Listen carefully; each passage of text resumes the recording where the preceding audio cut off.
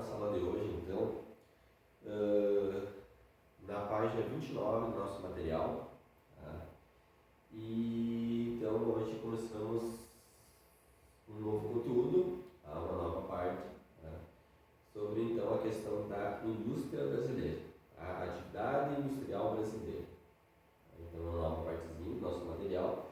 Nós vamos começar hoje então com essa questão da atividade industrial brasileira, ou a industrialização brasileira. Tá? Coloquei.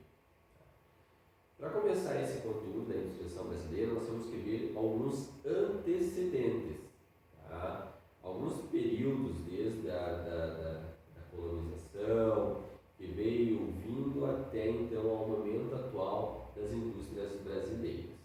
Tá? Começando então com a questão do café. Tá? Como que esse ciclo econômico do café ajudou a implantação de indústria no Brasil? Tá? No período que nós chamamos de período colonial, que vai de 1500 a 1822, mais ou menos, tá? A agricultura era a base da economia brasileira. Tá? Então, deixando bem claro, então, no período colonial, tá? Que vai de 1500 a 1822, mais ou menos, nós tínhamos como base, a base da economia brasileira, a agricultura. Tá? E como a base da economia brasileira era a agricultura, era proibido a instalação de qualquer estabelecimento comercial ou industrial na colônia. Por que isso? Porque Portugal não queria uma concorrência entre a colônia brasileira e a indústria portuguesa. Tá? Então, para evitar essa concorrência entre a colônia e a indústria portuguesa, era proibido que a colônia brasileira tivesse indústria e casas comerciais.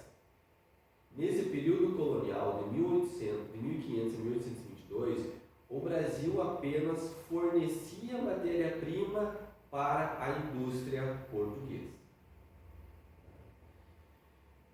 Início do século XIX, tá? O café ele se torna então o principal produto da economia brasileira. E como sendo o principal produto da economia brasileira, ele também atuou em mudanças econômicas e sociais no território brasileiro, principalmente da busca de matéria-prima para o café. Sacos de café, por exemplo, tá? Não tinha uma indústria que fabricasse os sacos para o armazenamento do café. Eu teria que buscar de fora. Então, a partir do início do século XIX, foi-se criado algumas fabriquetas artesanais para fabricar o saco que ia armazenar o café, por exemplo. Tá? Então, a partir dessas mudanças na estrutura econômica e social do país, que veio a partir da necessidade da exportação do café, tá? Então, o Brasil teve que buscar alternativas alternativas no mercado nacional para a produção desse material que era tão necessário para a produção do café. Tá? Então, houve grandes exportações e substituição da mão de obra escrava pela assalariada na produção de café. A partir de 1850, quando o Brasil aderiu ao fim do tráfico negreiro, tá? Algumas leis abolicionistas que foram feitas, não se podia mais usar escravos na produção de café e foi buscar alternativas, tá? Que era o estrangeiro, tá? O italiano, o alemão, tá? Vieram em grandes navios para trabalhar na produção do café. Como esses imigrantes eram contratados, esses imigrantes recebiam salários para trabalhar nas lavouras de café. Então surgiu um mercado consumidor que não tinha antes, quando o café era produzido por escravos. Esses imigrantes, eles recebiam seus salários e teriam que gastar em algum lugar.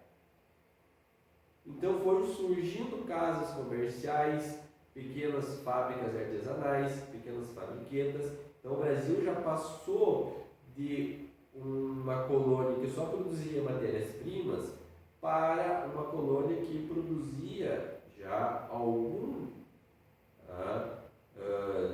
para uma colônia, para um país que já produzia materiais para esse mercado consumidor que estava se formando, que era dos imigrantes.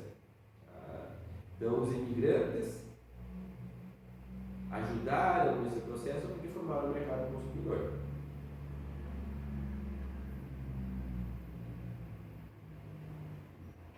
Surgiu então a questão de São Paulo. São Paulo começou a se destacar em relação a outras cidades. São Paulo tornou o centro econômico e financeiro do país. São Paulo teve um processo de urbanização mais intenso devido à produção de café, devido à venda dos seus excedentes, devido à formação do mercado consumidor dos imigrantes. Então, surgiu várias atividades ligadas ao setor terciário, comércio, escolas, hospitais, infraestrutura básica na urbanização, criação de fabriquetas artesanais, tudo isso que se direcionava para a produção de café, se direcionava para suprir as necessidades desse mercado consumidor que estava se formando em São Paulo. Então, São Paulo tomou forma como sendo uma cidade importantíssima economicamente e social para o Brasil. O café estava indo tão bem, o lucro do café era grande, os produtores estavam com excedente de capital, estava sobrando dinheiro para os produtores de café. O que eles fizeram? Eles começaram a investir em indústrias. Então, o excedente do lucro do café foi investido na industrialização em São Paulo. No final do século XIX, existia poucas indústrias ainda, mas já existia. Indústria de cerâmicas, de tijolos, de móveis, de tecidos, de roupas, que não exigiam grande investimento, tanto em infraestrutura quanto em investimento de capital, mas já surgiram. Então, no final da década, no final do século XIX, nós já tínhamos fabriquetas, fabricadas artesanais, fábricas que não precisavam de muito investimento em infraestrutura e nem muito investimento de capital.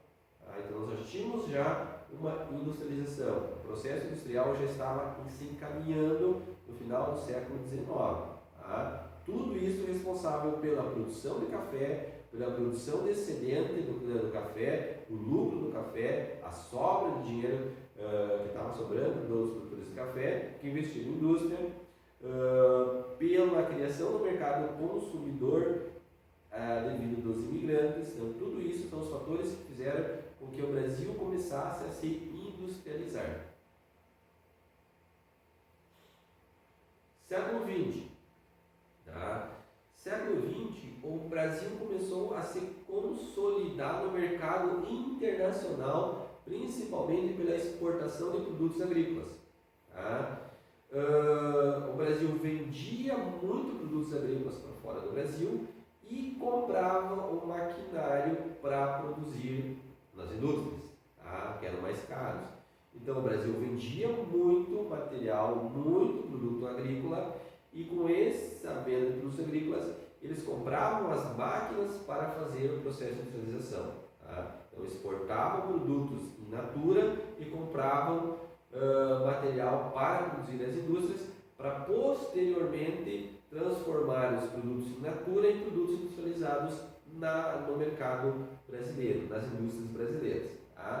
Então, e também a expansão do café para o interior de São Paulo, a necessidade de mão de obra, o incentivo de imigração, o incentivo do governo, tudo isso favoreceu então o processo de indústrias no território brasileiro.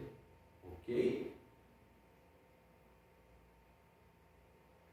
Além de todos esses processos que eu falei já, algumas crises, alguns conflitos favoreceram esse processo de industrialização no Brasil. A Primeira Guerra Mundial, por exemplo, que envolveu os países da Europa, dificultou a compra de produtos de fora do país. Se eu não tenho aonde comprar, eu tenho que fabricar. Então, se eu tenho que fabricar, eu tenho que produzir uma indústria. Tá? Então, a primeira Guerra Mundial, ela teve um fenômeno que nós chamamos de substituição das importações. Tá? Eu tenho que substituir o produto importado pelo produto nacional. Eu tenho que fabricar o produto nacional para trocar aquele produto que está impossibilitado de vir de outro país pelo motivo da guerra. Então, a Primeira Guerra Mundial, a Segunda Guerra Mundial, eles foram, tá, de forma direta ou indireta, tá, foram responsáveis pela substituição de produtos importados por produtos nacionais. Isto acelerou o processo de industrialização. Se você não tem onde comprar, você tem que inventar o produto para poder suprir o mercado consumidor que existia então durante a Primeira Guerra Mundial. 1929, 1930, nós tivemos uma grande crise mundial no mercado americano. Em 1929, a quebra da bolsa, o crash da bolsa nos Estados Unidos, que repercutiu em todo o mundo, também dificultou então a questão do investimento dos grandes latifundiários, a produção de mercadoria no mercado internacional, e tudo isso então também impulsionou para que as indústrias brasileiras parassem de comprar de fora e produzissem o seu produto dentro do mercado. Tá? Então, a partir de 1930, nós tivemos o que nós chamamos de a primeira Revolução Industrial Brasileira. Tá? No início da era Vargas, ali, se você estudar a história, ali, houve vários incentivos governamentais para que a indústria produzisse para o mercado nacional. Que as indústrias tivessem as indústrias de base, tá? A indústria que ia produzir ferramentas para a indústria. Tá? A indústria de base é aquela indústria que produz a máquina de costura para a indústria que vai fabricar a roupa. Tá? Então, tu tem que ter uma indústria de base, uma indústria de aço, uma indústria de energia, de carvão, uma indústria de energia elétrica, para que fabrique materiais e produza materiais para as outras indústrias fabricarem móveis, fabricarem alimentos. Então, tudo isso é uma cadeia. Tá? E tudo isso, então, a partir de 1930, durante a era Vargas também, nós tivemos a primeira Revolução Industrial Brasileira. Tá? Que é o primeiro processo mais intenso de industrialização. Eu tenho que, primeiro, criar uma indústria de base, tá? E essa indústria de base vai criar maquinários e ferramentas para outras indústrias produzirem outros tipos de materiais. Tá? A característica principal da industrialização brasileira nesse período, tá, de Revolução Industrial, tá, nós dissemos que era uma industrialização tardia ou retardatária.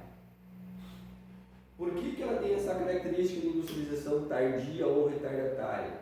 Porque a nossa industrialização, ela começou mais ou menos 100 anos, tá, depois da primeira Revolução Industrial lá na Inglaterra. Tá? Da criação da máquina a vapor, da automação das indústrias têxteis lá na Inglaterra. Então, por isso que a nossa industrialização aqui no Brasil, ela tem como característica de ser chamada de industrialização tardia ou retardatária. Tá? Porque ela começou bem depois da industrialização dos outros países europeus. Tá? A industrialização brasileira estimulou a urbanização, bairros industriais, migração para a cidade, migração do campo para a cidade, aumento da oferta de emprego nas cidades e o aparecimento de novas profissões. Tá? Então, nós não podemos, nós não temos como separar a industrialização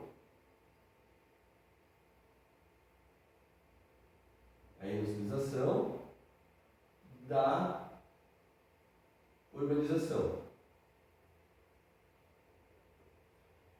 A urbanização brasileira e a industrialização brasileira, elas andam juntas. porque conforme começou a aumentar o processo de indústrias em São Paulo, por exemplo, houve a necessidade de mão de obra. E da onde vinha a mão de obra? Vinha do campo. Então começou a aumentar o êxodo rural, juntamente com a industrialização. As cidades começaram a inchar. Cidades como São Paulo receberam um contingente muito grande de imigrantes e de pessoas do campo, vindo de outras partes do Brasil, e não tinha uma estrutura, por exemplo, para garantir o conforto dessa população. Então, nesse período, nós tivemos consequências positivas dentro da urbanização e negativas. A favelização, a questão de fixar moradias em locais inapropriados, como mangues, em costas. Por quê? Porque chegou muita gente e as cidades não estavam preparadas. E isso fez com que quem não tinha condições econômicas de morar no centro da cidade fosse buscar moradia em outros locais. Então, a industrialização brasileira, ela está ligada também ao processo de urbanização brasileira também, que nós vamos ver mais à frente a questão da urbanização no Brasil. Tá? A primeira e a segunda revolução industrial no Brasil. A partir de 1930, então, nós tivemos a consolidação da primeira revolução industrial. Tá? Então, foi o início do processo mais acelerado. Foi o início do processo onde nós saímos de um país agrário para um país industrial. Tá? No governo de Getúlio Vargas, ali no primeiro período, 1920 a 1945, e depois no segundo período, 1950 a 54, houve um processo de implantação de fontes de energias. Indústrias que gerassem energia, porque as indústrias precisavam de energia, tanto energia carvão, a siderurgia, ou energia elétrica. Então Getúlio Vargas investiu fortemente nesse processo, e aonde que uma das indústrias que ele criou foi a Eletrobras. Tá? A Eletrobras era responsável então pelo fornecimento de energia para essas indústrias. Tá?